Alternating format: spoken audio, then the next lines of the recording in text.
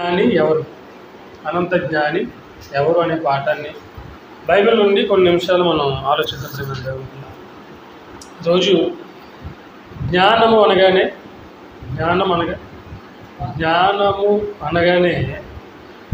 ఈ సమాజానికి అర్థమైంది ఏంటంటే, జ్ఞానము అనగానే మనిషిని ఒక ఉన్నత స్థాయిలో నిలబెట్టేది. అంతే కదండి.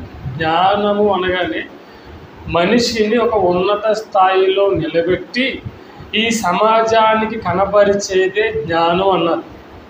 అదే లోక జ్ఞానం. అంతే కదండి. అందుకనే చదువుకున్న వ్యక్తికి చదువుకోని వ్యక్తికి వ్యత్యాసాన్ని చూపిస్తూ వాళ్ళని చదివించడానికి ప్రయత్నిస్తారు. ఎందుకు? చదువుకున్న వాళ్ళందరూ కూడా ఉన్నతంగా ఉంటారు, ఒక మంచి పొజిషన్లో ఉంటారు. కాబట్టి అందరినీ చదివించాలి, చదువు అనే జ్ఞానముతో అందరినీ నింపాలనుకుంటారు. ఓకే, మంచిదే. కానీ ఈ లోక సంబంధమైన జ్ఞానము ఎంతవరకు అంటే ఈ లోకానికి సంబంధించినంత వరకే. ఓకే, ఈ లోక సంబంధమైన జ్ఞానం ఎంతవరకు? ఈ భూమి మీద బ్రతుకుతున్నటువంటి బ్రతుకును కొనసాగించడానికి సహకరించేదే ఈ లోక జ్ఞానం. మరొక జ్ఞానం ఉంది, అదే జ్ఞానం దేవుని జ్ఞానం. అర్థమవుతుందండి. మరొక జ్ఞానం ఉంది, ఏంటది? దేవుని జ్ఞానం. ఈ జ్ఞానం ఏం చేస్తుంది మనిషిని? ఈ జ్ఞానము ఈ లోకము నుండి మరో లోకానికి నడిపిస్తుంది. అదే దేవుని జ్ఞానం. అందుకే అనంత జ్ఞాని ఎవరు అనంత జ్ఞాని? అనంతం అనగానే అనంత విశ్వం అంటాం కదా. అనంత విశ్వం, అనంతం అనగా మొత్తం అనంతం అంటే ఇంకా లేనిది, ఇంకా మిగలలేనిది, సంపూర్ణం. అనంత జ్ఞాని ఎవరు అని మనం ఆలోచిస్తే ఈరోజు చాలామంది నేను జ్ఞాని అంటే కదండి. శాస్త్రవేత్తలు కూడా ఎవరు పిలుస్తారు? జ్ఞానులను పిలుస్తున్నారు. వాళ్ళంతా పరిశీలన చేసిన తర్వాత వాళ్ళు చెప్పే సమాధానం ఏంటి? దేవుడు లేడు, దయ్యము లేదు. ఇదంతా కూడా దానంతటా అదే వచ్చేసింది. ఇది వాళ్ళకున్న జ్ఞానం. ఇంకొక జ్ఞానాన్ని మనం ఆలోచిస్తే, ఈ లోకంలో చెప్పుకునేటువంటి జ్ఞానాన్ని అసలు మనుషుల యొక్క ఆలోచన విధానాన్ని గురించి ఆలోచిస్తారండి. ఒక శవం చుట్టూ ఒక శవం కాలుతుంది, ఒక శవం కాలిపోతుంది. ఆ శవం కాలిపోతుంటే దాన్ని చూస్తూ 3 శవాలు ఏడుస్తున్నాయంట. అర్థమైంది మీకు? 3 లేదా 4 శవాలు ఏడుస్తున్నాయి. ఒక శవం కాలుతుంది, మంటల్లో కాల్చేస్తున్నారు. ఆ శవాన్ని చూస్తూ ఇంకొక 4 శవాలు ఏడుస్తున్నాయంట. ఏంటి శవాలు ఏడవడం ఏంటి ఆలోచిస్తే, ఎందుకు శవాలు కాదు, బ్రతుకున్నవే. కాలిపోతున్న శవాలు చూసి ఏం చేస్తున్నాయి? ఏడుస్తున్నాయి. ఎందుకు ఏడుస్తున్నాయి? అయ్యో చనిపోయాడు, కాలిపోడు, మళ్ళీ రాడు, అయ్యో లేడని ఏడుస్తున్నాయి. కానీ వీళ్ళేమో శాశ్వతమా? నిలబడి ఏడుస్తున్న వాళ్ళు శాశ్వతమా? లేదు. వీళ్ళు కూడా చచ్చిపోతారు, వీళ్ళు కూడా ఏదో రోజు కాల్చబడతారు. కానీ అక్కడ జరుగుతున్నటువంటి సందర్భాన్ని ఆలోచిస్తే కాలిపోతున్న శవాన్ని చూసి బ్రతుకున్న వాళ్ళు ఏడుస్తున్నారు. ఎప్పటికైనా సరే వీళ్ళు కూడా శవంగా మారాలి కదా. కానీ అది ఆలోచిస్తారా? అది ఆలోచించట్లేదు. చనిపోతున్న వాడిని, చనిపోయి కాలిపోతున్న వాడిని చూసి బాధపడుతున్నారు తప్ప, ఏదో ఒక రోజు కూడా నేను కూడా ఇలా కాలిపోతానే, నా శరీరం కూడా ఇలా కాలిపోతుంది అని ఏ ఒక్కరు ఆలోచించడం లేదన్నమాట. ఆ ఆలోచన ఎప్పుడైతే మనిషికి వస్తుందో ఈ శరీరాన్ని విడిచిపెట్టేస్తారండి. ఒక్కటండి, మనము ఆత్మలమని ఎప్పుడు నమ్మాలి? మనము ఆత్మలము అని ఎప్పుడు నమ్మాలి? చనిపోయిన తర్వాత మనం నమ్మకమైన ఆటోమేటిక్గా నమ్మేస్తాం, కనపడతాం కాబట్టి. కానీ బ్రతికుండగానే, శరీరంలో ఉండగానే మనం ఏం నమ్మాలి? మనం ఆత్మను నమ్మాలి. అర్థమవుతుందండి. ఈ శరీరంలో ఉండగానే మనం ఆత్మగా జీవించాలి. ఇది దేవుడికి పెట్టినటువంటి విధి. శరీరంలో ఉండగానే ఈ శరీర కోరికలను చంపుకొని మనము ఆత్మలము, మనము దేవుని యొద్ద నుండి వచ్చాము అని ఆత్మగా జీవించాలి. మనం కూర్చున్నామండి, ఉదయం లేచిన వెంటనే టిఫిన్ చేసి చక్కగా తలస్నానం చేసి వచ్చి కూర్చున్నాం. ఎవరికైనా సరే ఏమొస్తుంది? నిద్ర వచ్చేస్తుంది. ఎవరు చెప్పినా డైరెక్ట్ ప్రసన్న బాబు చెప్పినా మనం కూర్చుంటాం, కానీ ఆటోమేటిక్ కళ్ళు ఏమైపోతాయి మొదలు. ఎందుకు? ఆత్మ సంబంధమైన విషయాలు ఎవరికి అవసరం? ఆత్మగా శరీరానికి. శరీరానికి అవసరం లేదు కాబట్టి ఏం చేస్తుంది శరీరం? మనకి ఎందుకు కొడుకు అని చెప్పేసి జాయిగా నిద్రపుస్తుంది. కానీ ఈ ఆత్మ సంబంధమైనటువంటి విషయాలు ఎవరికి అవసరం? ఆత్మకి అవసరం. మనం ఆత్మలు మరి ఎప్పుడైతే మనం తెలుసుకున్నామో మన శరీరాన్ని ఏం చేస్తాం? మేలుకోకూడదు, నలగకూడదు. అంటే పౌలు గారు ఏమన్నారు? నా శరీరాన్ని ఏం చేస్తున్నాను? నేను నలగొడుతున్నాను. ఒకవేళ మన శరీరాన్ని మనం నలగొట్టలేదు అనుకో, అదేం చేస్తుంది? మనల్ని నలగొట్టేస్తుంది అనమాట. ఆత్మ నలగొట్టేస్తుంది. ఎలాగా?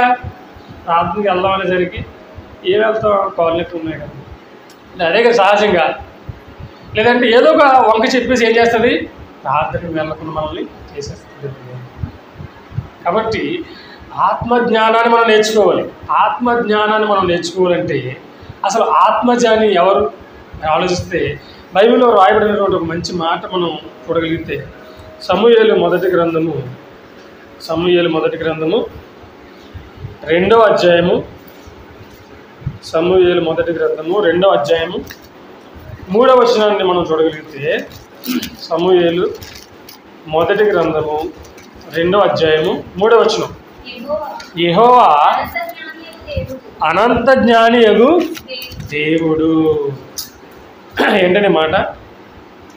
యెహోవా ఎవరంట? అనంత జ్ఞానియగు దేవుడు. యెహోవా అనంత జ్ఞాని అంటే దేవుని యొక్క జ్ఞానాన్ని మనము వివరించలేం, వర్ణించలేం అది జ్ఞానాన్ని. ఎందుకంటే దేవుడి గురించి ఈరోజు సమాజంలో మాట్లాడుతుంటే చాలామంది చాలా రకరకాలుగా చెప్తారు. దేవుడు అలా ఉంటాడండి, దేవుడు ఇలా ఉంటాడండి, దేవుడు ఆయనండి, దేవుడు ఈయనండి, అదండి ఇదండి ఎన్నో జరుగుతున్నాయి. కానీ బైబిల్లో దేవుడు తాను గురించి వ్రాయించిన మాట ఏంటి తెలుసండి? వేబురంతులు అంటాడు మాట ఏమని? ఇది మనకు వినబడుచున్న మిక్కిలి మెల్లని గుసగుస అంటాడు. అంటే దేవుని గురించి ఇది 26 పుస్తకాల్లో రాయబడినటువంటి మాటలన్నీ ఏంటంట? మిక్కిలి మెల్లనైన గుసగుస. అంటే చివరి చెప్తారు సార్, స్లోగా మాట్లాడతాం కదా మనం.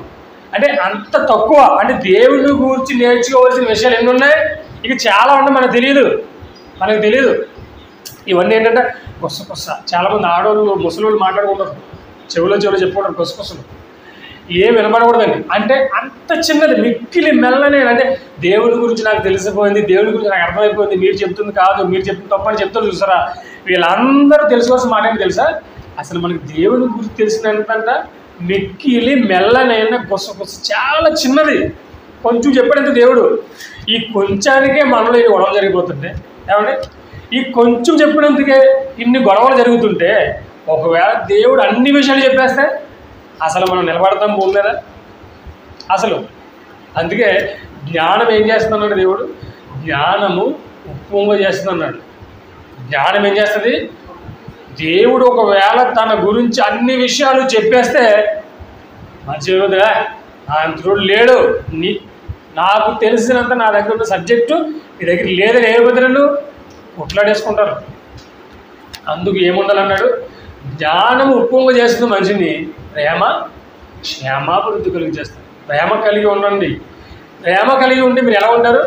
క్షేమంగా ఉంటారు. కాబట్టి ప్రేమ దేవుడి పిల్లారా, ఎవరు అనంత జ్ఞాని అంటే ఎవరంటే అనంత జ్ఞాని? యెహోవా అనంత జ్ఞానియగు దేవుడు. యెహోవా ఎవరు? అనంత జ్ఞానియగు దేవుడు.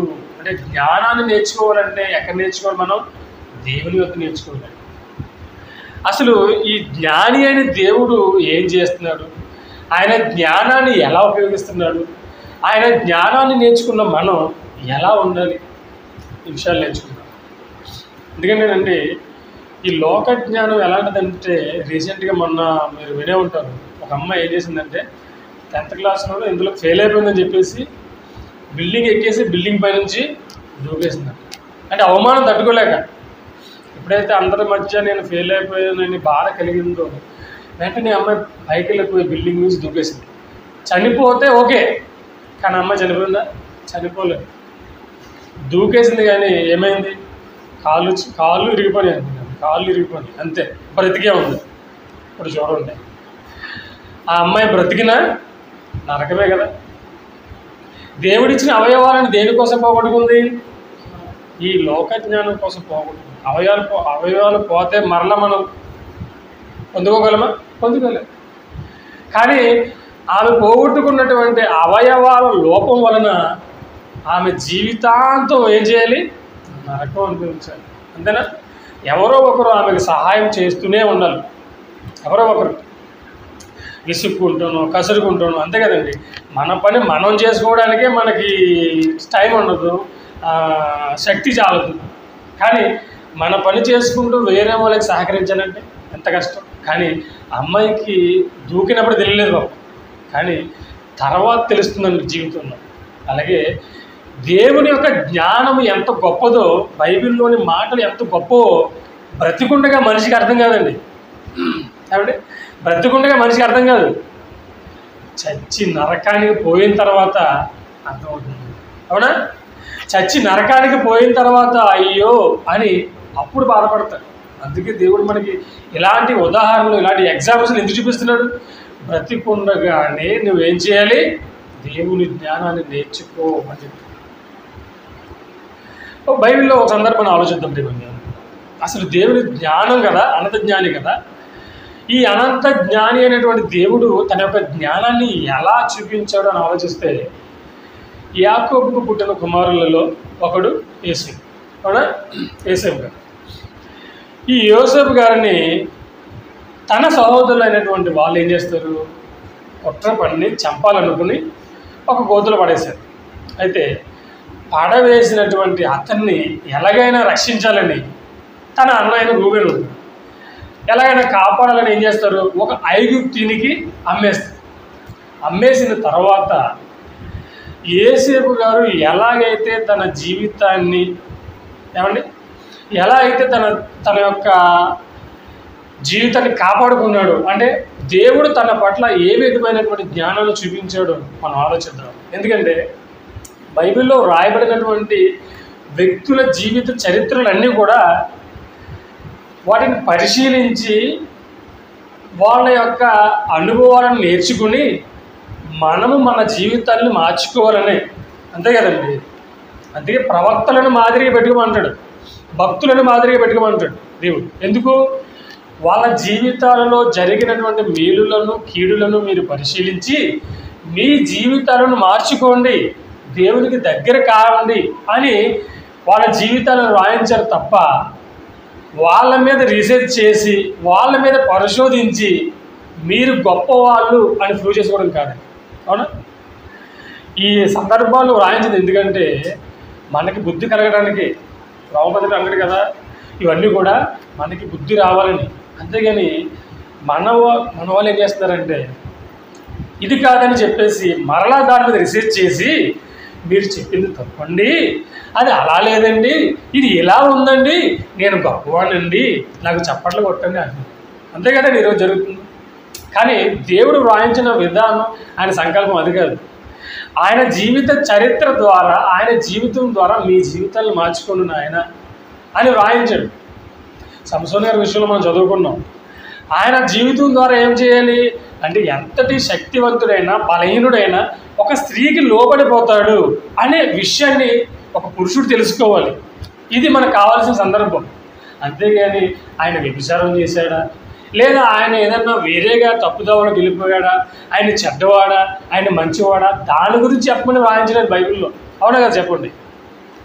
ఈ విషయాన్ని నేర్చుకోవడానికి రాయించారు తప్ప ఇది రీసెర్చ్ చేసి మరలా మీరు చెప్పింది కరెక్ట్ కాదు, మేము చెప్పింది కరెక్టు, ఆయన చాలా మంచివాడండి అని చెప్పడానికి కాదండి. బైబిల్ ఏ సందర్భం అయినా సరే చెప్పుతున్న మాటను బట్టి మనిషి మనసు మారాలి. ఆ సందర్భాన్ని బట్టి దేవుడు గొప్పవాడు కావాలి, కానీ చెబుతున్న వ్యక్తి గొప్పవాడు కాకూడదు. చెబుతున్న వ్యక్తి ఎలా గొప్పవాడు అవుతాడు? దేవుడు రాయించిన మాటలను చదివి పరిశీలించి చెప్పాడు, అంతే. అంతే కదండి. అంతకు మించి అతనిలో ఎటువంటి గొప్పతనం లేదు. అంటే మనము చెబుతున్నటువంటి మాటలను బట్టి ఎవరికి మహిమ రావాలి? దేవుడికి మహిమ రావాలి. కాబట్టి అలా ఆలోచిస్తూ ప్రేమ దేవుని పిల్లరా, ఈ యోసేపు గారి సందర్భాన్ని ఆలోచిస్తే ఐగుప్తీయులకు అమ్మేసిన తర్వాత ఏం జరిగిందో, దేవుని యొక్క జ్ఞానము ఆయన ఎలా ఉపయోగించాడో మనం ఆలోచిస్తే ఆదికాండము మరి ఆదికాండము 45వ అధ్యాయము, ఆదికాండము 45వ అధ్యాయము 4వ వచనాన్ని మనం చదవగలిగితే, ఆదికాండము 45వ అధ్యాయము 4వ వచనం. అంతటా యోసేపు నా దగ్గరకు రండని ఆయన సహోదరులతో చెప్పినప్పుడు వారు ఆయన దగ్గరకు వచ్చిరి. అప్పుడు అతడు ఐగుప్తునకు వెళ్ళినట్లు నీవు అమ్మివేసిన మీ సహోదరుడైన యోసేపును నేనే, అయినను నేను ఇక్కడికి వచ్చినట్లు మీరు నన్ను అమ్మివేసినందుకు దుఃఖపడుకుడి, అది మీకు సంతాపము పుట్టనీయకుడి. ప్రాణరక్షణ కొరకు దేవుడు మీకు ముందుగా నన్ను పంపించెను. చూసారా, ఎవరు పంపించారు యోసేపుని? అన్నలు పంపించేశారా? అన్నలు కీడే చేయాలనుకున్నారు, కానీ ఆ కీడుకు ప్రతిగా అంటే దేవుని అనంతజ్ఞానికి దేవుడు అంటే జ్ఞానులు ఎలా ఉంటారో, మనం అంతా ఎవరో దేవుని కుమారులు. ఇప్పుడు దేవుడు జ్ఞానుడు కదా, ఆయన జ్ఞానాన్ని ఆయన ఎలా ఉపయోగిస్తున్నాడో ఆలోచిస్తుంటే, ఎప్పుడైతే ఈ అన్నలందరూ సహోదరులందరూ యేసుని అమ్మేశారో, అమ్మేసినటువంటి అతన్ని ఒక ఉన్నత స్థాయిలో ఉంచాడండి దేవుడు. అంతే కదా, అక్కడ అధికారి మనస్సుకి యోసేపు మీద కటాక్షం పుట్టించింది ఎవరు? దేవుడే. రాజు మనస్సులో ఆ యొక్క ఆలోచన పుట్టించింది ఎవరు? దేవుడే.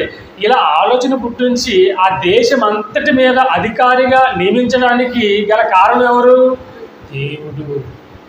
ఎందుకు చేశాడబ్బా ఇవన్నీ అని ఆలోచిస్తే, ఏమన్నా ఇదిగో రాబోయే 7 సంవత్సరాలు ఏమొస్తుంది? కరువు వస్తుంది. రాబోయే 7 సంవత్సరాలు ఏమొస్తుంది? కరువు వస్తుంది.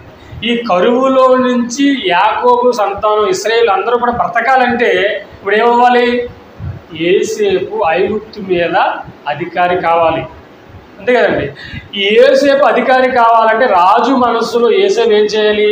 ఒక మంచి స్థానాన్ని సంపాదించుకోవాలి. చూసారా, అప్పుడు ఏం చేశాడు? రాజుకు ఒక కళ కన్నాడు కదా, ఆ కళను వివరించే సామర్థ్యం ఆ దేశంలో ఉన్న ఏ ఒక్కడికి లేదు.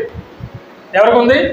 యోసేపు ఒక్కడికే ఉంది. అంటే దేవుని యొక్క ఆలోచన చూడండి, దేవుని జ్ఞానం ఏమన్నా చాలా చిన్నదండి, ఇది చాలా చిన్నది మనం ఆలోచించేది. అంటే దేవుని జ్ఞానం చూస్తే ఏమన్నా ఎప్పుడు సందర్భం ఇది? 7 సంవత్సరాలకు పైమాట అనమాట. అంటే రాబోయే కరువుకి తన పిల్లలైన వారందరినీ కాపాడడానికి దేవుడు వేసుకున్నటువంటి ముందు ప్రణాళిక. అర్థమవుతుందా? యోసేపుని అమ్మేసిన తర్వాత యోసేపుని దేవుడు ఏం చేశాడు? ఒక ఉన్నతమైన స్థాయిలో నిలబెట్టేశాడు. నిలబెట్టిన తర్వాత ఆయన పలుకుతున్న మాట ఏంటి? ఇదిగో 8వ వచనం ఏమన్నాడు ఆయన? కాబట్టి దేవుడే కానీ మీరు నన్ను ఇక్కడికి పంపలేదు. చూసారా, ఎవరు పంపించారు అన్న ఇక్కడికి? దేవుడు పంపించారు. ఎందుకు? రాబోయే 7 సంవత్సరాల కరువులో నుంచి ఎవరిని కాపాడాలి? ఇశ్రాయేలును కాపాడాలి. ఇశ్రాయేలు ఎందుకు కాపాడాలి? ఇశ్రాయేలును కాపాడాలి దేవుడు. ఇశ్రాయేలీల ద్వారా ఏమవ్వాలి? మహిమ పొందాలి దేవుడు. అవునా? ఇశ్రాయేలీల ద్వారా ఏం కావాలి? ఇశ్రాయేలీల ద్వారా మహిమ పొందాలి. ఆ ఇశ్రాయేలీలలో నుంచే రక్షకుడు రావాలి. ఏంటండి జ్ఞానం? ఏంటి దేవుని జ్ఞానం? ఎంత ఆలోచన అంటే, దేవుడు భవిష్యత్తు ఎరిగినవాడు కదా, దేవుడికి భవిష్యత్తు తెలుసు కదా. చూసారా, అప్పుడు చాలామంది మనం ఆలోచిస్తూ ఉంటానండి, భవిష్యత్తు తెలియదు మనకి. ఒక ఆవిడ ఏమనుకుందంటే, మొన్న జరిగింది రీసెంట్గా, అత్తగారండి అస్తమాను మందులకి డబ్బులు మనం అడుగుతుందంట. ఏమడుగుతుంది? అస్తమాను మందులకి డబ్బులు కావాలని అడుగుతుంటే కోడలు ఏమైపోయింది? విసిగిపోయింది. కోడలు విసిగిపోయి అస్తమాను మందులకు డబ్బులు కావాలి, మందులకు డబ్బులు అడుగుతుంటే విసిగిపోయి ఎలాగైనా సరే అత్తగారిని ఏం చేయాలనుకుంది? చంపేయాలనుకుని ఒక ప్లాన్ వేసుకుంది.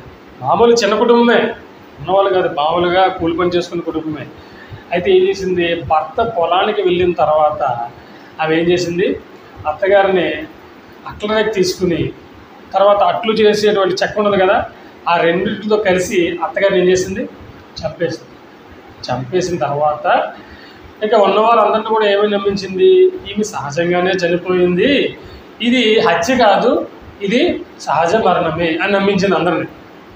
అందరూ వచ్చి చూశారు.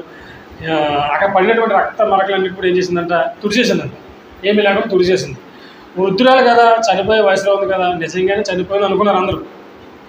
అయితే జరగబోయేటువంటి భవిష్యత్తు మీకు తెలియదు కదా ఏం జరుగుతుందో, కానీ ఇదే నిజమనుకుంది, ఇదే జరుగుద్ది అనుకుంది, నమ్మించింది. నమ్మించిన తర్వాత అందరూ వచ్చారు, చుట్టాలందరూ వచ్చారు, చూశారు. సరే వయసు అయిపోయింది కదా, చనిపోయింది అనుకున్నారు. అంతా అయిపోయిన తర్వాత కార్యక్రమాలు ఉంటాయి కదా వాళ్ళకి, అవన్నీ కూడా నిర్ణయం చేశారు. నిర్ణయం చేసి శవాన్ని తీసుకెళ్ళిపోదాం అనుకునేటప్పుడంట వీపి మీద రక్తపు మరకలు కనిపించాయంట. వీపి మీద ఏమైంది, ఈ వెనకాల రక్తపు మరకలు కనిపించాయంట. కనిపించేసరికి డౌట్ వచ్చిందంట వాళ్ళు.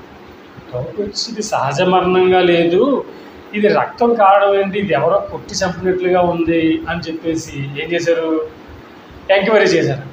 ఎంక్వైరీ చేసేసరికి చుట్టుపక్కల ఉన్న వాళ్ళందరూ కూడా, మరి అత్తాకోళ్ళగా ఇంట్లో ఉన్నది, అత్తాకోళ్ళే ఉన్నారు, చుట్టుపక్కల అందరూ కూడా గట్టిగా నిలదీసి అడిగేసరికి ఏమైపోయింది, జరిగిన దాన్ని ఒప్పేసుకున్నాను, నేనే చంపేశాను, ఆవేశంలో అంతమంది నాకు డబ్బులు కావాలి, మందులు కావాలి, అది కావాలి, ఇది కావాలని నేను సతాయిస్తుంటే తట్టుకోలేక ఏం చేశాను, నేను చంపేశాను అని నిజం ఒప్పుకునేసరికి వాళ్ళ కూతురు ఏం చేసింది, పోలీస్ కేసు పెట్టింది.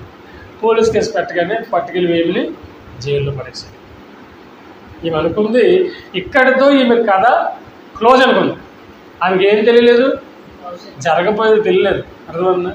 కాబట్టి మనకి సహజంగా మనుషులకి ఏం తెలియదు, జరగబోయేది తెలియదు. కాబట్టి ఇదే ఇక్కడితో అయిపోద్ది అనుకుంటాం. కానీ దేవుడు ఎవరు, అనంత జ్ఞాని, భవిష్యత్తు ఎరిగిన దేవుడు. ఆయన భవిష్యత్తు ఎరిగిన దేవుడు మన భవిష్యత్తు మనకు చెప్పేశాడా, మన భవిష్యత్తు మనకు చెప్పాడా, చెప్పాడు. ఇదిగో జీవ మార్గమును మరణ మార్గమును నేను ముందుంచాను, జీవ మార్గము ఉండని వెళ్తే పరలోకానికి వెళ్తాను, లేదు నా ఇష్టం వచ్చినా నేను బతుకుతాను అని అనుకుంటే ఎక్కడికి వెళ్తావు, నరకానికి వెళ్ళిపోతామని చెప్పేసి మన భవిష్యత్తు కూడా చెప్పేసేటప్పుడు మన దేవుడు చూసారు. కాబట్టి దేవుని జ్ఞానాన్ని మనం ఆలోచిస్తే ఎప్పుడు వచ్చే కరువుకి దేవుడు ఎప్పుడు నిర్ణయం చేసుకున్నాడు, ఏమండి, ఎప్పుడు ఎక్కడ చేసేపు ఎక్కడికి వెళ్ళాడు, ఎలా అధికారిగా మారాడు, మారిన తర్వాత తన అన్నలందరికీ ఆహారాన్ని పంచించాడు చూసారా. ఇలాంటి సందర్భాలు ఎన్నో ఉన్నాయి, బైబిల్లో ఎన్నో ఉన్నాయి. అదే ఆదికాండము మరొక సందర్భాన్ని మనం చూస్తే, అదే ఆదికాండము 50వ అధ్యాయము 45 చూసాం కదా, 41వ అధ్యాయం 41లో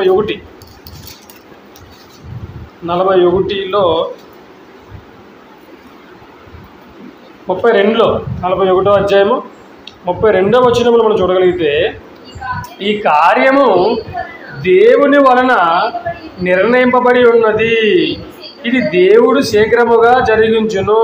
చూసారా, ఏ కార్యం అది, కరువు అనే కార్యము దేవుని వలన ఈ కార్యము దేవుని వలన నిర్ణయింపబడింది. కరువు రావాలి అని ఎవరు నిర్ణయించారు, దేవుడే నిర్ణయించాడు. ఆ కరువులో యేసేపు ద్వారా తన అన్నలను కాపాడాలనేటువంటి సంకల్పం ఎవరిది, దేవుడిదే. చూసారా, అర్థమవుతుందా, అంటే దేవుని యొక్క జ్ఞానం ఎలా ఉంటుంది. అలా ఎలాగైతే యేసేపు ద్వారా కరువులో నుంచి దేవుడు ఆ ఇశ్రాయేలుని కాపాడాడో, అలాగే పాపం అనేటువంటి ఈ లోకంలో నుంచి యేసుక్రీస్తు ద్వారా దేవుడు మనల్ని కాపాడాడు. అర్థమవుతుందా, దేవుడి జ్ఞానం చూడండి ఒకసారి, అనంత జ్ఞాని. అలా ఎలాగైతే కరువులో నుంచి ఇశ్రాయేలుని కాపాడాడో దేవుడు, కాపాడి వాళ్ళ ద్వారా దేవుడు ఏమయ్యాడు, మహిమ పొందాడు.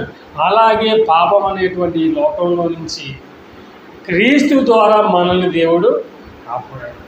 అర్థమవుతుందా.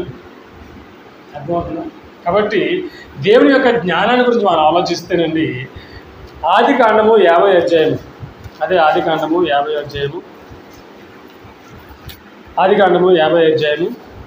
19వ వచనాన్ని చూద్దాం. బిడ్డ, ఆదికాండము 50వ అధ్యాయము 19వ వచనం,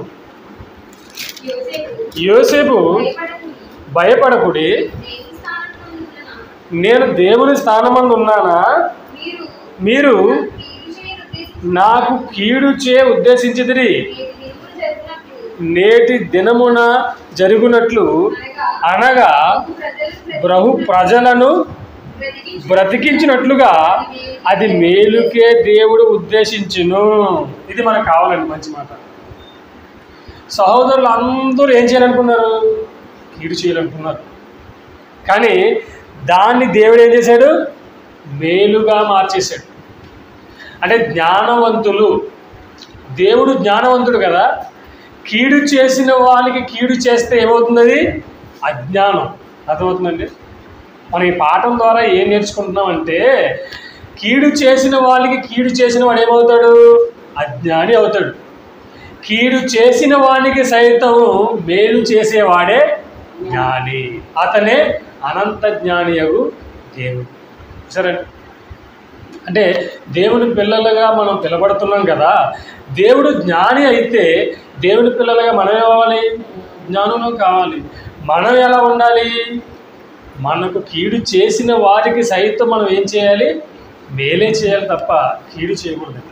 అది ఈ పాఠం ద్వారా మనం నేర్చుకుంటాం. అందుకే దేవుడు ఏం చెప్పాడు? ఇదిగో మీరు నాకు కీడు చేయ ఉద్దేశించితిరి, కానీ నేటి దినమున జరిగినట్లు అనగా బహు ప్రజలను బ్రతికించినట్లుగా అది మేలుకి మేలుకి మేలుకి. సరే, ఏసేపు అన్నలందరూ ఆయనకి ఏం చేయాలనుకున్నారు? కీడు చేయాలనుకున్నారు. కానీ దేవుడు, రే అతన్ని మీ తమ్ముడే కదరా, మీ తమ్ముడిని మీరు చంపాలనుకుంటారా? మీ పని చూస్తానని చెప్పి అతనికి వాళ్ళు కీడు చేశాడు దేవుడు? లేదు. ఏం చేశాడు? కరువులో వాళ్ళ ప్రాణాలను రక్షించి మేలు చేశాడు. అంటే దేవుడు అనంత జ్ఞానం, అంటే జ్ఞానవంతులు చేసే పని ఇది. ప్రతి ప్రసన్న బాబు గారు చెప్తున్నారు చూసారా, మనల్ని ఎంతమంది తిట్టుకొని పర్వాలేదు, మనం వాళ్ళని తిట్టొద్దు. పోనండి, వాళ్ళకి తెలియక మాట్లాడుతున్నారు. అంటే జ్ఞానవంతుల నుండి లక్షణం ఏదండి? ఆఖరికి యేసుప్రభు వారు మాట్లాడిన మాట, ఆయనని శిక్షించినా, సిలువ వేసినా, కొట్టినా, ఉమ్మినా, తండ్రి మీరు ఏమి చేస్తున్నారో వీరికి తెలుసు, వీళ్ళని శిక్షించను అన్నాడా? మీరు ఏమి చేస్తున్నారు వీరికి తెలియదు ప్రభువా, క్షమించేయండి. అంటే జ్ఞానము కలిగిన వాళ్ళు, దేవుణ్ణి కలిగిన వాళ్ళు, దేవుని మనసు కలిగిన వాళ్ళు అందరూ కూడా ఏం చేస్తారు? మేలే చేస్తారు. ఎవరికైనా సరే, ఎవరికైనా మనకి ఎంత హాని చేసినా సరే వాళ్ళ మేలునే మనం కోరుకోవాలి. అందుకే కొత్త నిబంధనలో కొన్ని మాటలు చూసుకుని ముగించుకున్నాం. లేదా కొత్త నిబంధనలో భక్తులు మాట్లాడుతూ యోహాను రాసిన 3వ పత్రికలో మాట్లాడుతూ, యోహాను రాసిన 3వ పత్రిక 3వ అధ్యాయము 11వ వచనాన్ని చూద్దాం. లేదా యోహాను పత్రిక 3వ పత్రిక 1వ అధ్యాయము 11వ వచనం. ప్రియుడా, చెడు కార్యమును కాక మంచి కార్యమును అనుసరించి నడుచుకొనుము. మేలు చేయువాడు దేవుని సంబంధి, కీడు చేయువాడు దేవుణ్ణి చూచినవాడు కాదు. చూసారా, మనమంతా దేవుని సంబంధమా, దేవుని పిల్లలమా? అయితే మనం ఏం చేయాలి? మేలే చేయాలి. కీడు చేయువాడు దేవుని సంబంధి కాదు, దేవుణ్ణి చూచినవాడు కాదు. సరే, మరొక సందర్భాన్ని మనం చూస్తే పేతురు రాసినటువంటి మొదటి పత్రిక 3వ అధ్యాయము 11వ వచనం. పేతురు రాసినటువంటి మొదటి పత్రిక 3వ అధ్యాయము 11వ వచనం. అతడు కీడు నుండి తొలగి మేలు చేయవలను, సమాధానమును వెతికి దానిని వెంటాడవలను. చూసారా, 10వ వచనం చూస్తే, జీవమును ప్రేమించి మంచి దినములు చూడగోరు వారు చెడ్డదాన్ని పలుకకుండా తన నాలుకను, కపటపు మాటలు చెప్పకుండా తన పెదవులను కాచుకునవలను. అతడు కీడు నుండి తొలగి మేలు చేయవలను. కీడు నుండి తొలగి మేలు చేయాలి. కీడు చేసే వాళ్ళందరూ కూడా దేవుని సంబంధులు కాదు. మేలు చేసే వాళ్ళందరూ కూడా ఎవరు? దేవుని సంబంధులు. కాబట్టి ప్రియమైన దేవుని పిల్లారా, దేవుడు అనంత జ్ఞాని అయితే, మనము దేవుని సంబంధం అయితే మనం ఏం చేయాలి? దేవుడు ఎలాగైతే కీడుకు ప్రతిగా మేలు చేశాడో, మనము కూడా మన జీవితంలో ఎన్నో కీడు మనకి చేస్తారు. మనకి మన సహోదరులు మనం నష్టపరుస్తారు. కానీ వాళ్ళు నష్టపోవాలని మనం ఎప్పుడు కూడా కోరుకుంటున్నాం. వాళ్ళ పట్ల కూడా మనం ఎలా ఉండాలి? మేలు కలిగి, ప్రేమ కలిగి, కృతజ్ఞత భావంతోనే ఉండాలి అన్నదే దేవుని యొక్క ఉద్దేశం. ఓకేనా? కాబట్టి మీరంతా కూడా కీడు చేసి దేవుడు లేని నరకానికి జారిపోతారు, మేలు చేసి దేవుడు ఉన్నటువంటి ఆ పరలోకానికి చేరుకుంటారు. నిర్ణయాన్ని మీకు విడిచిపెడుతూ నా మాటలు ముగిస్తున్నాను. చిన్న ప్రార్థన చేస్తాను.